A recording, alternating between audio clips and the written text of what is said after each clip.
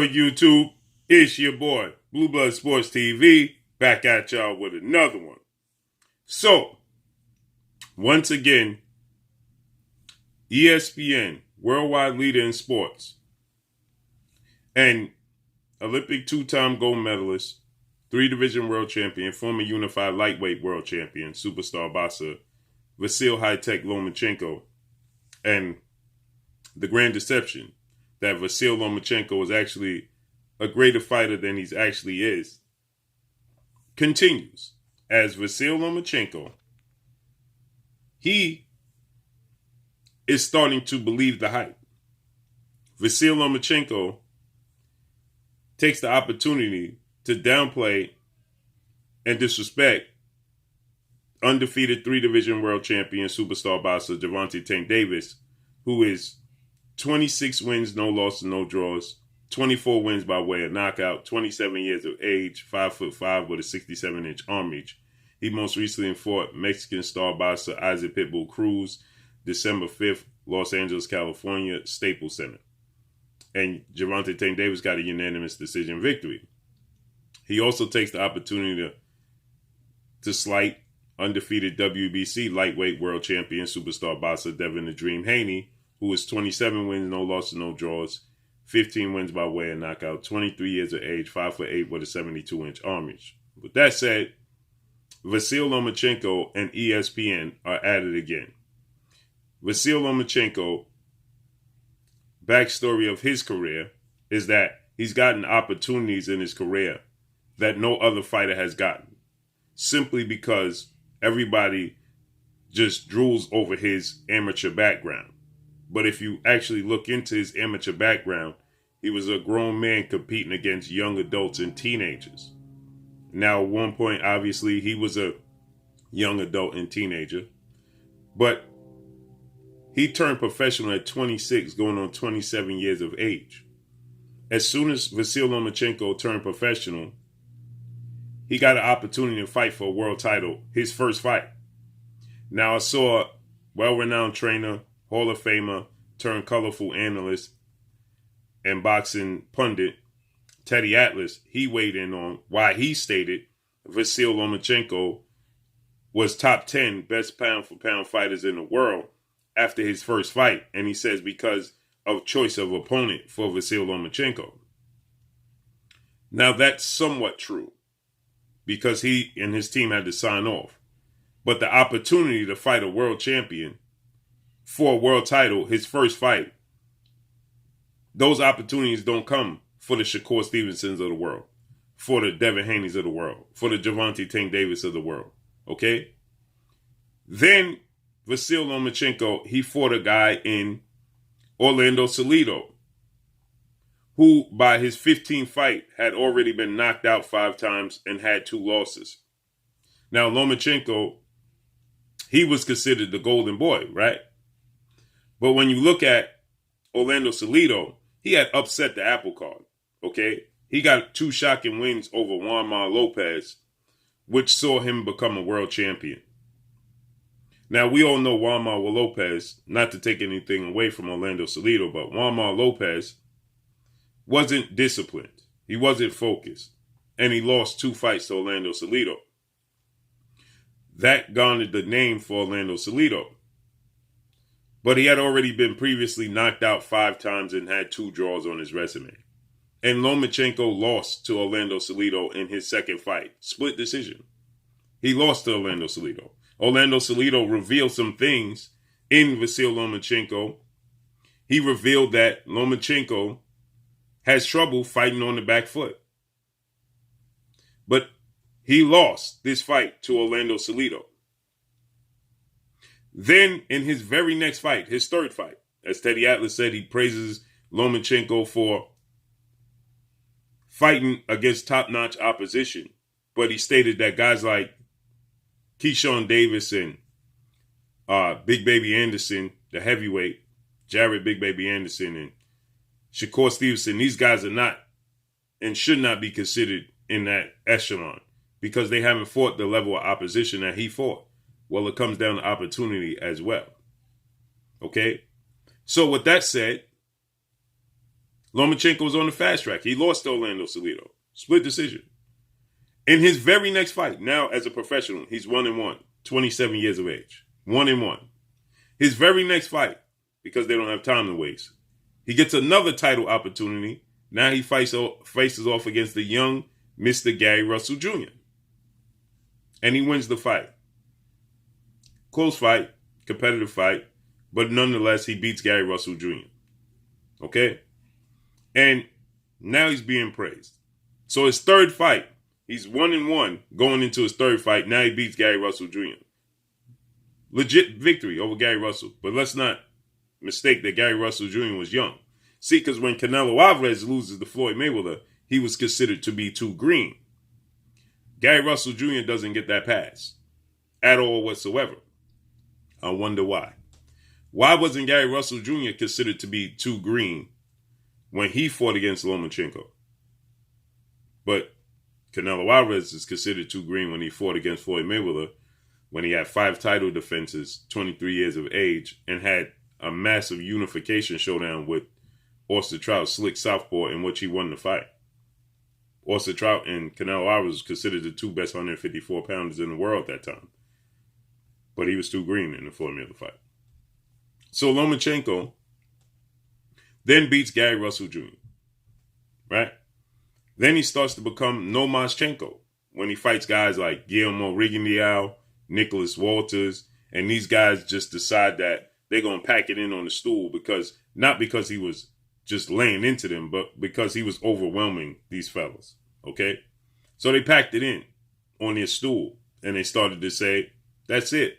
We've seen enough. And Lomachenko, he became Lomachenko, right? Fighters can't get through Lomachenko, okay? So you had, Mariaga, Sosa, Nicholas Walters, Guillermo Rigondeaux, right? Then he goes on to stop Jorge Linares. Then he beats Jose Pedraza, right? Anthony Crolla, then Luke Campbell. But the Luke Campbell fight started to show wear and tear, and Jorge Linares drops him and sits him down. Then he loses to a very green, very young, 23-year-old, 15-win. No, that's it. 15 wins, no losses, no draws. 15 fights. Teofimo Lopez with 1 big fight against Richard Coleman, who was the IBF champion, who he brutally knocked out in the second round. Right? Now, Teofimo Lopez beats Nakatani. He struggles against Nakatani, but he gets the victory, and they say Teofimo Lopez was exposed. Then in his next fight, he brutally knocks out Richard Coleman, and they tell you that Richard Coleman already had 2 previous losses, back-to-back losses at that. Okay? Then Teofimo Lopez fights Lomachenko. Lomachenko says Teofimo Lopez is not ready. He's green. Devin Haney's not ready. He's green, right? And Teofimo Lopez wins the first 7 rounds consecutively. Outboxing, pressuring Lomachenko, exposing Lomachenko. He's not throwing more than 7 punches around. Right? I think the highest he may have thrown was 9 punches in a round, okay? Because Teofimo Lopez had him on the back foot, had him confused. He wasn't very active. He was in retreat mode, right? Nonetheless, he goes on a run in the fight, as most greats should. He's a very good fighter. So he wins 8, 9, 10, and 11 consecutively. But in the 12th round, he looks like he's getting ready to get stopped by Teofimo Lopez, and Teofimo Lopez ultimately wins a unanimous decision victory.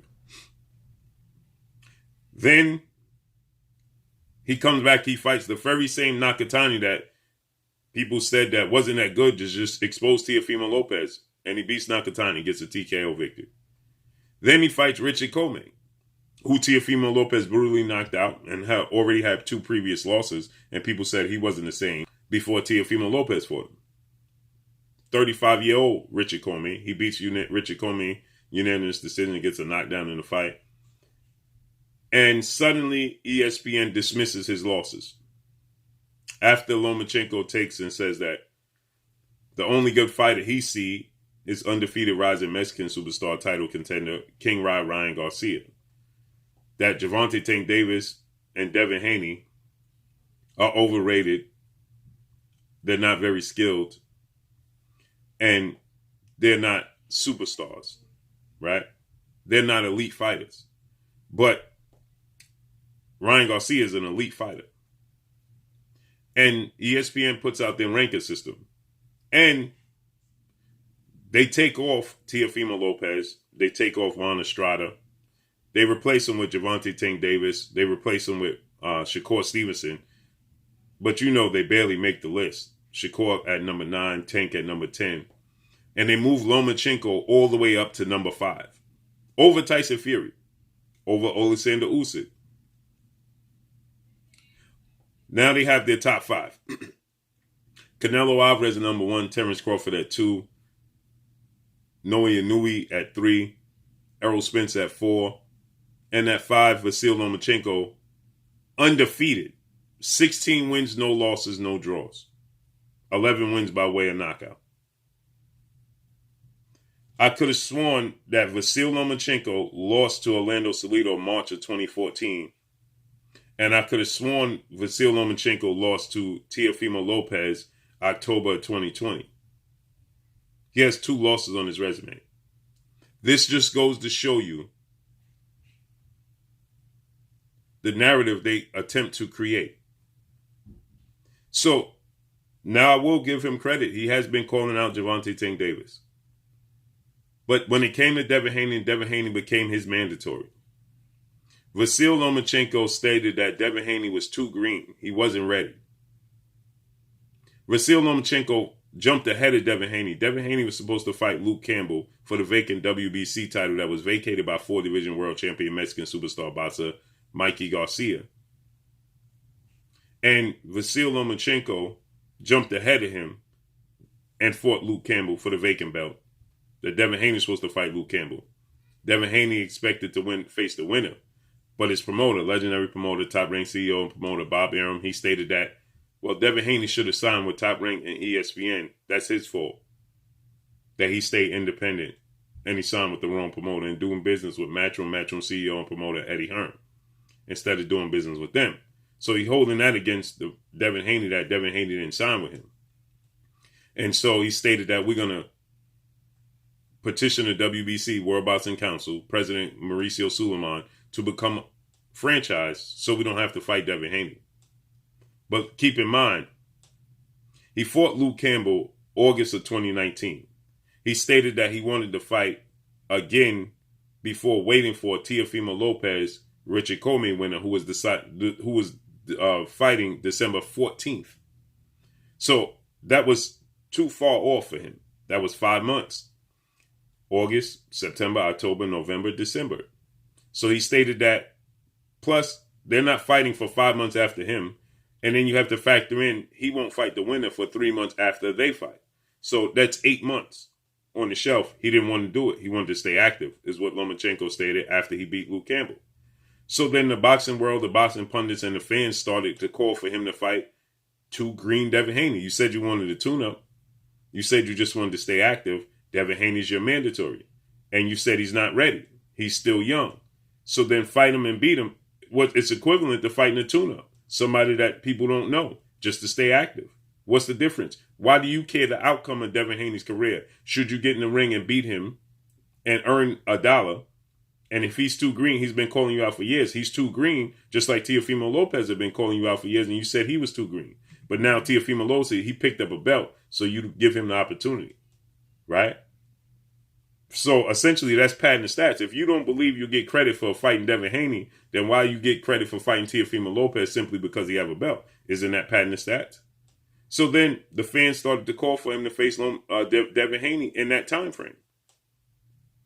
And guess what? He opted not to fight Devin Haney. He opted to sit on the shelf. Say, oh, I'm just going to sit on the shelf and wait. So then he sat out from August of 2019 all the way to October of 2020 because we know the global pandemic hit, things happen. So he ended up sitting on the shelf all that time, and then he loses. And then they cite that he had a shoulder injury for the reason why he lost. But ultimately, he stated that Devin Haney and Gervonta Tank Davis aren't elite. Ryan Garcia is the only one that's elite.